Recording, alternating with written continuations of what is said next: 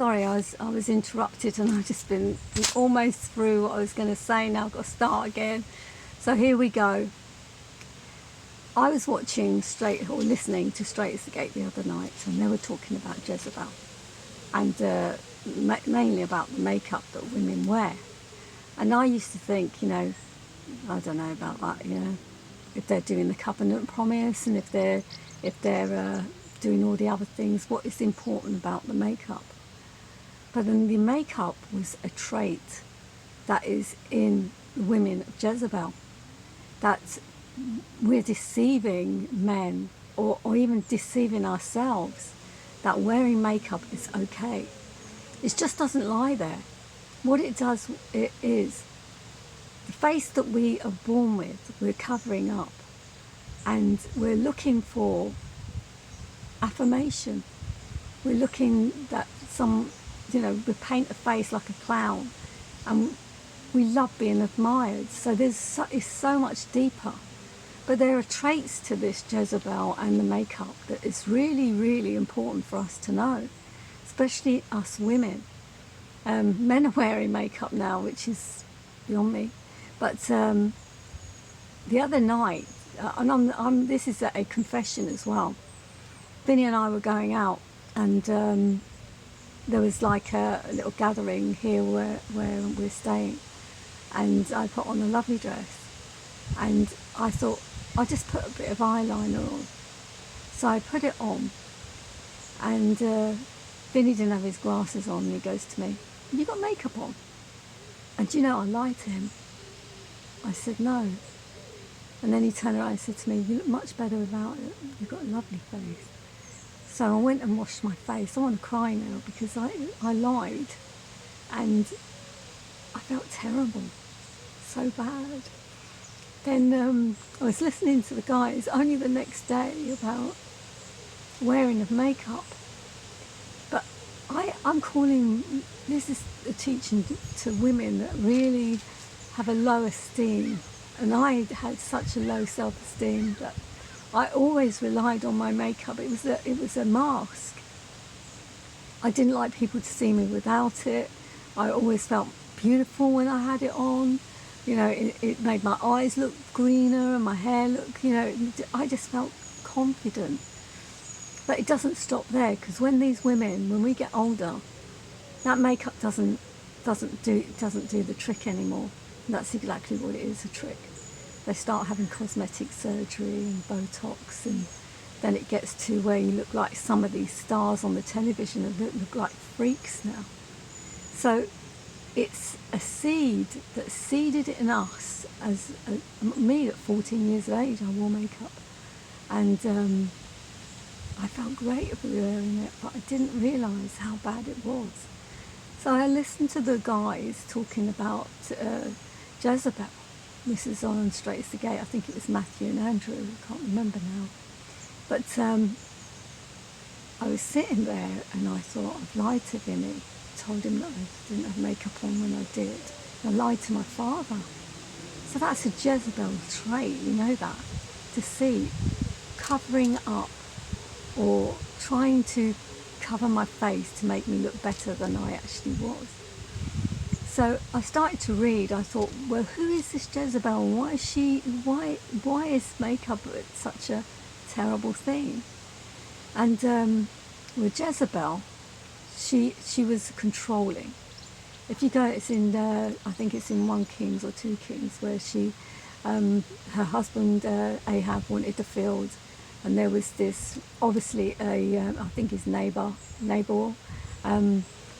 he obviously was a watchman. He had an inheritance of the land, and it was right next door to their field or their house, and they wanted it. He wanted that to make a vineyard for himself. And this vineyard that he had, and this neighbour was happy because it was his inheritance. He was one of the children of the Most High. And when he refused, Ahab went to bed crying, not eating, and Jezebel came home and said, "Why are you so forlorn?" And then he said that, he won't let me have the field. She said, "You're the king. You're the king of Israel. So she deceived. First of all, she pretended that she was him, and wrote to all the not Gentiles, to all the what was it, councils and what have you, and said that she was him, and said that this Nabal was a bad man and had him stoned to death, and took the field. Now that's one of her traits, that she is covetousness, that she wants something, and if she wants it, she'll get it, no matter what. And us women can be pretty much the same. We're with men, and sometimes the men are weak, and because they've married you for lust, or because they thought you were beautiful, and you wear this mask of this makeup, that they stay with you, and you're deceiving from there. So this was really heavy on me, oh my gosh. Anyway, the traits of Jezebel. She ran the kingdom. She was really the king. But we would say a queen, but she was the king. She spoke for him. She had his signet ring. She made all the decisions and took over. And that's very prominent in us women today, that we can be really pushy. If we want something and we don't get it, we will hold something, or we sulk, or we ignore, or even we don't speak to our men. And it's a form of aggressive, or passive aggressive, that is really not a good trait in us girls. So anyway, I read on, and I want to share this with you about her traits, is that it's in 2 Kings 11. She had a daughter. Now, it said, this is how it starts. It's in 2 Kings 11. In Judah, young Joash is saved from Queen Athaliah's murderous rage. And when Athaliah, the mother of Ahaziah, saw that her son was dead, she arose and destroyed all the seed royal. This is Jezebel's daughter. But Jehosheba, the daughter of King Rojam, sister of Uzziah, took Joash, the son of Uzziah, and stole him from among the king's sons, which were slain. And they hid him and his nurse in a bedchamber from Athaliah, so that he was not slain. Now, that's a Proverbs 31 wife. That is the child of the Most High, that she looks out for the lost. She risked her life to get that child. Can you imagine? We got this Athaliah that ruled and killed all the royal seed because she wanted to be in charge. She didn't care about that baby or any of the children, and just killed the lot of them. So, and she stole him from among the king's sons, which were slain, and hid him, even him and his nurse, in the bedchamber from Athaliah, so that he was not slain. And he was with her hid in the house of the Lord of Jehovah 6 years, and Athaliah did reign over the land. So she's queen, she's taken over, killed all the royal seed, bar one. Didn't know that there was one still living. If they had, she would have been looking for him. It's like Snow White and the Seven Dwarfs, but the other way round, where they're looking for a woman that's looking for a man. So on the 7th year of Jehoiada, sent and fetched the rulers over hundreds and captains and guards, and brought them to him into the house of the Lord, and made a covenant with him, and took an oath of them in the house of Jehovah, and showed them the king's son. And he commanded them, saying, This is the thing that ye shall do. A third part of you that enter in on a Sabbath shall even be keepers the watch of the king's house. And the third part shall be at the gate of Sur, and the third part at the gate behind the guard. So shall ye keep and watch of the house, that it be not broken down. And two parts of all you that go forth on the Sabbath, even they shall keep the watch of the house of Jehovah about the king. And we shall compass the king around about, every man with his weapons in hands, and he shall cometh within the ranges. Let him be slain, and be ye with the king as he goeth out, as he cometh in. And the captains over the hundreds did according to all the things of Jehoiada the priest commanded, and took every man his men, and were to come in on the Sabbath, which them that stood should go out on the Sabbath, and come to Jehoiada the priest. And the captains over the hundreds and the priests gave King David spears, shields that were in the temple of Jehovah. And the guard stood, every man his weapon in his hand around the king, from the right corner of the temple to the left corner of the temple, along by the altar and the temple. And he brought forth the king's son, and put crowns upon him, and gave him a testimony, and made him king, and anointed him, and clapped their hands, and said, God, Jehovah, save the king. So what they've done is they've got a load of watchmen that have taken the king. He would have been 7 years old then, and they surrounded him, and they took King David's spears, and they've gone to Athaliah. It gets really exciting. And when Athaliah heard the noise of the guards and the people, she came to the people into the temple of Jehovah. And when she looked, behold, the king stood by a pillar, as the manner was, and the princes and the trumpets by the king. And all the people of the land rejoiced and blew with trumpets. And Athaliah rent her clothes. Jezebel's daughter rent her clothes, because she saw the 7-year-old boy was alive and not dead. How amazing is that? And she cried, treason, treason, as if she had any right to say that. But Jehoiada the priest commanded the captains of the hundreds and the officers and the hosts, and said to them, have her forthwith out the ranges, and him that followeth her kill with a sword. For the priest had said, let her not be slain in the house of Jehovah.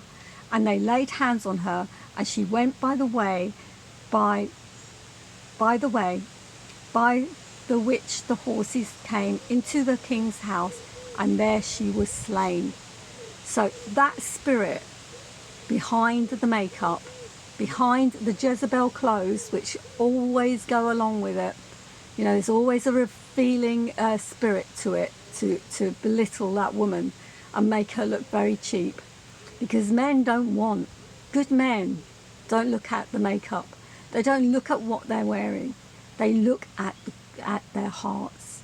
And if they are children, a covenant women, Proverbs 31 wives, and there's a huge difference to the beauty that's in them, they're calling out, standing in the gate, watching their husbands, standing in the gate, building houses and not pulling them down. There was more to this that I really wanted to speak about, but it's just gone out of my mind, because that's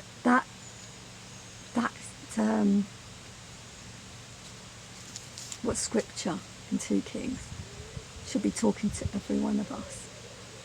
I feel I'm doing this because I'm repentant with all my heart that I've deceived my father first, then Vinny, and then myself, because I believe that if I put on a little bit of makeup, no one would even notice, but they do. And it has huge aspects, as you can see here.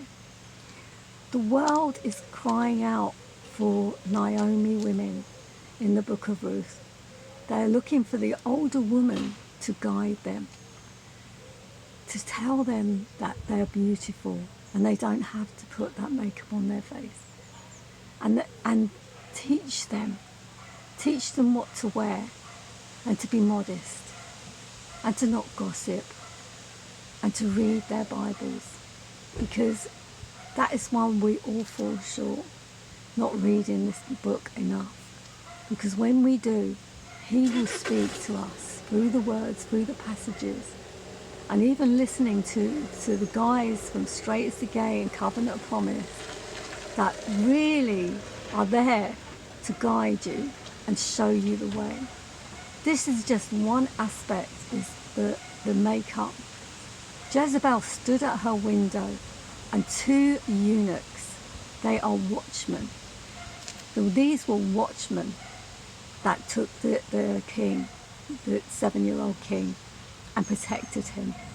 And it said they did it on the Shabbat. Only when you're doing the key of David, can you do that on the Shabbat, that you can work and go out and do his works. And that's another teaching that is just, these are remarkable teachings. I'm speaking to women that maybe still stuck in the church, that or even left the church like I did. I went straight into Messianic congregations and I went back into the law, but I didn't know. But there are guys out there, there are watchmen that are called and anointed to teach you. And there are women, I mean, I'm watching some of the women on Straight as the Gate and I'm thinking, wow, I look at myself and thought I could never do that. I could never remember all those teachings. Shauna is one of my friends, and I've got to mention her because she's the one who led Vinny and myself to Straight as the Gate and to knowing the royal law and the Rainbow Covenant.